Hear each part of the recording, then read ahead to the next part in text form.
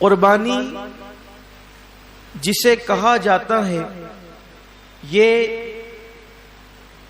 حضرت ابو الانبیاء سیدنا ابراہیم علیہ السلام کی سنت ہے۔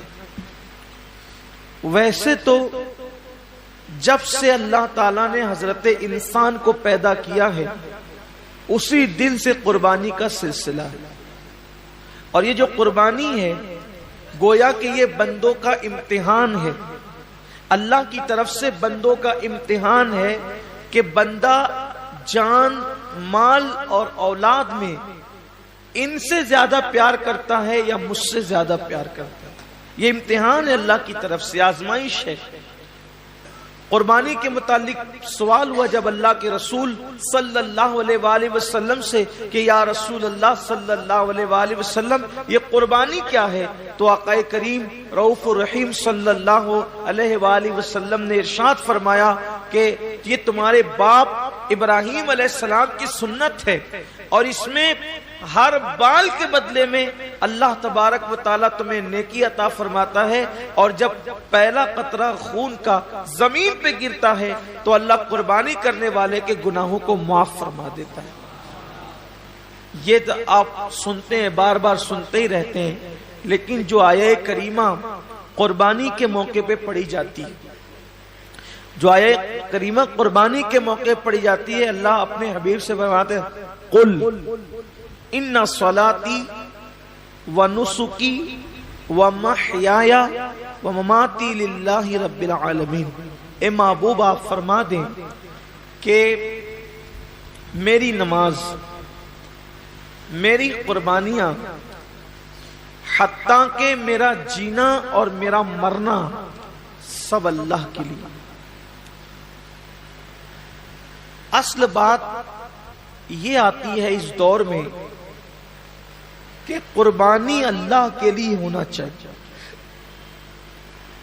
قربانی بلکہ قربانی ہی نہیں، ہر کام اللہ کے لیے ہونا چاہیے۔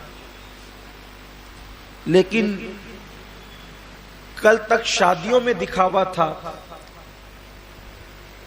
کل تک ظاہری اعمال میں دکھاوا تھا، اور اب لوگوں کے یہاں عبادت میں بھی دکھاوا پیدا ہو گیا، اور خاص طور پر قربانی کے موقع پر یہ چیزیں زیادہ دیکھنے میں آتی ہے کہ لوگ دکھاوا زیادہ کرتے ہیں، اور لوگ اس پر گفتگو کرتے ہیں کہ اس کا جانور اتنے میں آیا اور اس کا جانور اتنے میں آیا۔ آپ جانور کتنے کا لاتے ہیں یہ اللہ کے نزدیک اہم نہیں ہے، آپ جانور کتنے کا لاتے ہیں یہ اللہ کے نزدیک اہم نہیں ہے، آپ جانور کیوں لا رہے ہیں یہ اللہ کے نزدیک اہم ہے۔ اس لیے کہ حدیث پاک میں آتا ہے کہ قیامت کے دن جب انسان کے اعمال کا دفاتر لے کر فرشتے اللہ کی بارگاہ میں پہنچیں گے تو ان کی نیکیاں بہت ساری ہوگی، اور فرشتے پیش کریں گے اللہ یہ کتنی نیکیاں لے کر کے آیا ہے؟ اللہ فرمائے گا فرشتوں تم نے صرف نیکی لکھی ہے کہ اس نے نیکی کی ہے، تمہاری نظر نیکی پر ہے، میری نظر نیکی کیوں کی ہے اس پر ہے، کیونکہ وہ علیم بذات الصدور ہے، وہ علیم و خبیر ہے۔ اللہ فرماتے ہیں کہ اس نے کیا کیوں ہے، اس پر میری نظر ہے۔ اے میرے فرشتوں اس نے نیکی تو کی ہے مگر میرے لیے نہیں کی ہے، اس لیے اسے گھسیٹتے ہوئے جہنم کے اندر لے جاؤ۔ انسان کتنا لگا رہا ہے یہ قیمتی نہیں ہے، کیوں لگا رہا ہے؟ للہ رب العالمین، اللہ کے لیے ہونا چاہیے۔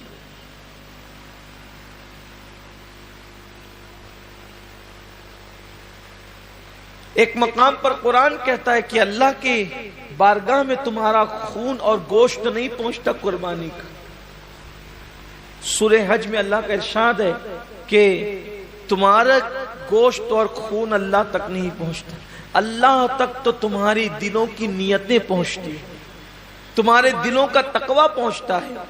میرے پیارے آقا صلی اللہ علیہ وسلم کے پیارے دیوانوں، آج کل قربانی الا ماشاءاللہ اس لیے بھی لوگ کرتے ہیں کہ گوشت کھانے ملے گا، گوشت تو ملنا ہی ملنا ہے، گوشت نے جانا کہاں ہے؟ گوشت جائے گا کہاں؟ گوشت تو کھانے، لیکن نیت تو اچھی کرو۔ ہمارے بزرگوں نے فرمایا کہ اعمال سیکھنے سے پہلے اعمال کی نیت سیکھا کرو، اس لیے کہ مومن کی نیت اس کے عمل سے افضل ہے۔ نیت المؤمن خیر من عملہ، مومن کی نیت اس کے عمل سے افضل ہے۔ آپ نے کبھی سوچا کہ ایک کافر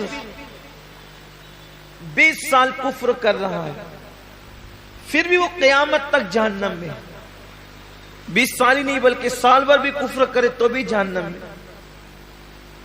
6 مہینہ بھی کافر رہے تو بھی جہنم، اسی حالت پہ مرا تو جہنم میں، ایک دن بھی کفر کیا اور وہ کفر پہ مرا تو جہنم میں کیوں ہے؟ اور مومن ایک دن مومن ہے اور ایمان پہ خاتمہ ہوا تو جنت میں کیوں ہے؟ عمل کی وجہ سے نہیں بلکہ نیت کی وجہ سے۔ کافر کفر پر اس لیے مرا کہ جب تک زندہ رہتا کفر پر رہتا، اس لیے ہمیشہ جہنم میں نیت کی وجہ سے، اور مومن جنت میں اس لیے ہے کہ جب تک دنیا میں رہتا ایمان پر رہتا، ایمان پر رہنے کی نیت اس کو ہمیشہ جنت میں رکھ رہی ہے۔ یہ انسان کی نیت کی اہمیت ہے، یہ انسان کی نیت کی اہمیت ہے کہ رہا تو ایک دن ایمان پر مگر نیت بھی ہمیشہ ایمان پر رہے گا، اس لیے ہمیشہ کی ایمان پر رہنے کی نیت اس کو ہمیشہ جنت میں رکھے گی، اور اس کو ہمیشہ کفر پر رہنے کی نیت اس کو ہمیشہ جہنم کے اندر رکھے گی۔ پتہ چلا کہ نیتوں پر اجر ملتا ہے۔ تو آج مومنوں کو، مسلمانوں کو نیت درست کرنے کی، جانور خریدو تو کتنا گوشت نکلے گا یہ دیکھ کر مت خریدو، بلکہ یہ اللہ کے نزدیک قبول ہوگا یا نہیں قبول ہوگا یہ دیکھ کر کے خریدو۔ آج گوشت ہی سب کچھ ہو گیا، اس لیے قربانی کی جو برکتیں ملنی چاہیے وہ برکتیں نصیب نہیں ہو رہی۔